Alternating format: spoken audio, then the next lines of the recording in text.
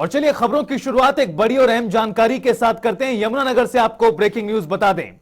दरअसल बड़े पैमाने पर अवैध खनन का खेल यमुनानगर में लगातार जारी है। प्रतिबंधित साइट्स पर भी अवैध खनन धड़ल्ले से किया जा रहा है। सरकार ने हालांकि 24 साइट्स पर ही खनन को लेकर मंजूरी दी है, लेकिन बारिश के चलते अधिकतर साइट्स मौजूदा वक्त में बंद हैं।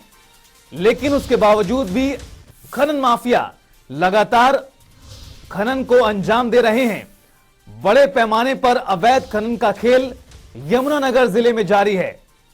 24 साइट्स पर ही सरकार की ओर से खनन को लेकर परमिशन है, लेकिन यहां पर गौर करने वाली बात यह भी है कि बारिश के चलते अधिकतर खनन की साइट्स मौजूदा वक्त में बंद पड़ी हैं। लेकिन उसके बावजूद भी लगातार जो खनन का खेल है वो धड़ल्ले से जारी है। खनन माफियाओं के आगे प्रशासन भी पस्त नजर आ रहा है। किस तरह से बड़े बड़े दावे किए जाते हैं, प्रशासन की ओर से सख्त फैसले लेने की बातें कही जाती हैं, लेकिन वो तमाम बातें, वो तमाम वादे और दावे खनन माफियाओं के आगे पस्त नजर आते हैं।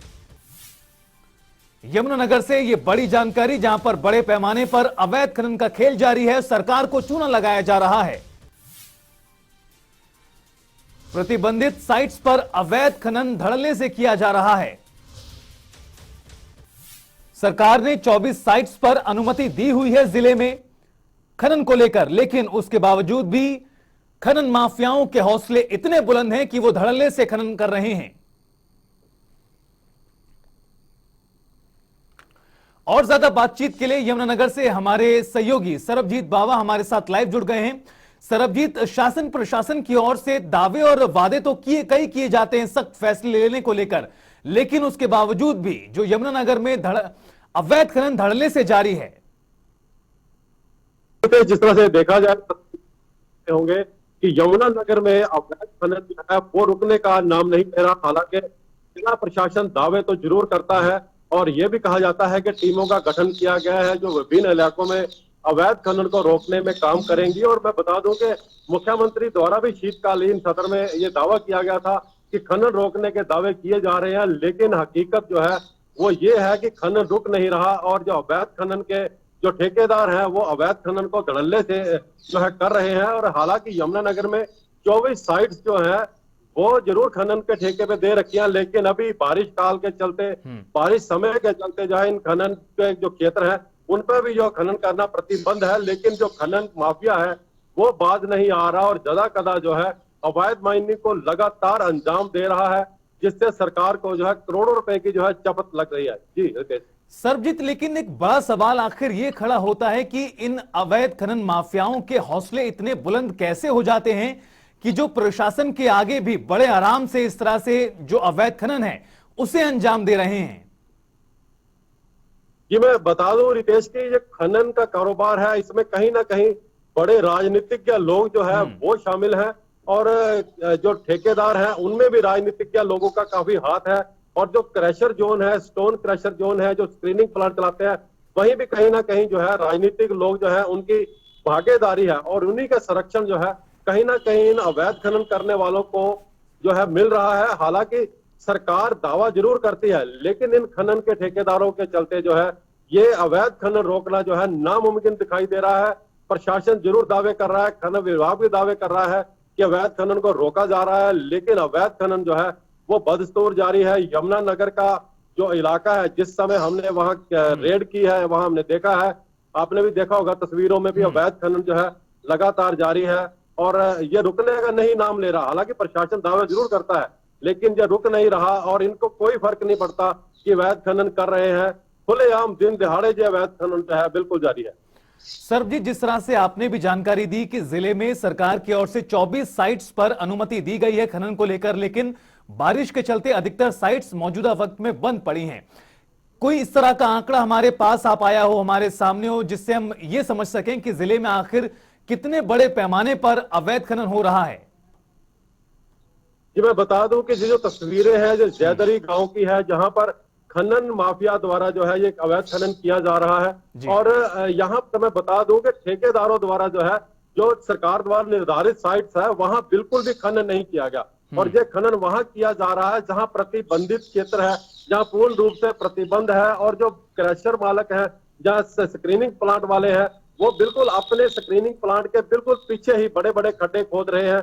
और इसी के साथ साथ यमुनानगर का रंजीतपुर इलाका ले लीजिए, मांडेवाला, कोलीवाला, बेलगढ़, यहाँ लगातार माइनिंग जो है लगातार माइनिंग जारी है और बड़े बड़े खड्डे खोद दिए गए हैं, समुद्र जैसी स्थिति बना दी गई है।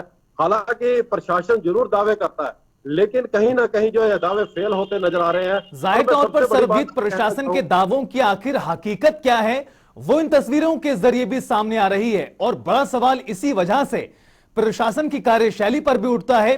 जो दावे तो करता है कि खनन को रोक दिया गया है, अवैध खनन को रोक दिया गया है, लेकिन उसके बावजूद भी इस तरह की तस्वीरों का सामने आना कार्यशैली पर सवाल जरूर खड़े करता है। सरबजीत जी बिल्कुल, कार्यशैली पर सवाल खड़े करता है। मैं ये कहना चाहूंगा कि खनन विभाग द्वारा जो है जो टीमें भी गठित की गई हैं अवैध खनन को रोकने के लिए, लेकिन ये खनन जो है आखिर पत्रकारों को ही क्यों दिखाई देता है, प्रशासनिक अधिकारियों को ये खनन क्यों नहीं दिखाई दे रहा। हालांकि यमुनानगर के उपायुक्त से लेकर एसडीएम जो है, एसडीएम है और भी कई अधिकारी, पुलिस के अधिकारी, उनकी ड्यूटियां लगी हुई हैं अवैध खनन को रोकने के लिए, टीमें भी गठित की गई हैं अवैध खनन को रोकने के लिए, लेकिन उन सबको ये खनन नहीं दिख रहा। लेकिन पत्रकारों के कैमरों में ही ये खनन लगातार कैद हो रहा है और आखिर इस मुद्दे को पत्रकार ही उठा रहे हैं। जिला प्रशासन द्वारा अपने लेवल पे मुझे नहीं लगता कि कहीं कोई अवैध खनन करते हुए मौके पर पकड़ा गया हो। कारण क्या है ये तो अधिकारी ही जानते हैं। जी सरबजीत, और यही वजह है कहीं ना कहीं कि इन अवैध खनन माफियाओं के जो हौसले हैं वो इतने ज्यादा बुलंद हो जाते हैं, क्योंकि जिस तरह से बीते दिनों नूह में घटना सामने आई थी, डीएसपी की हत्या कर दी गई थी, उसके बाद मानो शासन प्रशासन की ओर से जिस तरह से सख्त तेवर दिखाए गए थे, उसके बाद लगा था कि अब अवैध खनन रुक जाएगा, लेकिन जिस तरह से तस्वीरें सामने आ रही हैं उससे तो यही समझ आ रहा है कि इन खनन माफियाओं के हौसले कम होने के बजाय दिन पर दिन बढ़ते ही जा रहे हैं। जी बिल्कुल बिल्कुल, जिस तरह से डीएसपी की हत्या कर दी गई खनन माफियाओं द्वारा, हालांकि उस टाइम पर प्रशासन ने भी बड़े दावे किए थे, सरकार ने भी काफी दावे किए थे कि खनन रोका जाएगा, खनन के ऊपर पाबंदियां लगाई जाएंगी अवैध खनन के ऊपर, और किसी भी तरह से 1 इंच भी भूमि के ऊपर अवैध खनन नहीं करने दिया जाएगा।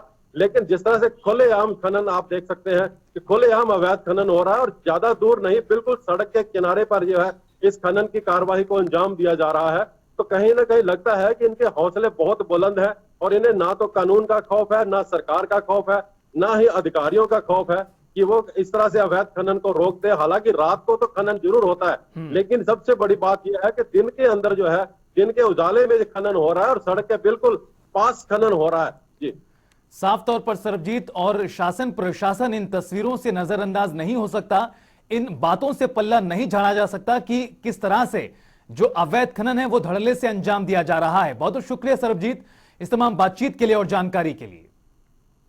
तो देखिए किस तरह से अवैध खनन का खेल जारी है यमुनानगर जिले में, वो आपने देखा। खबरों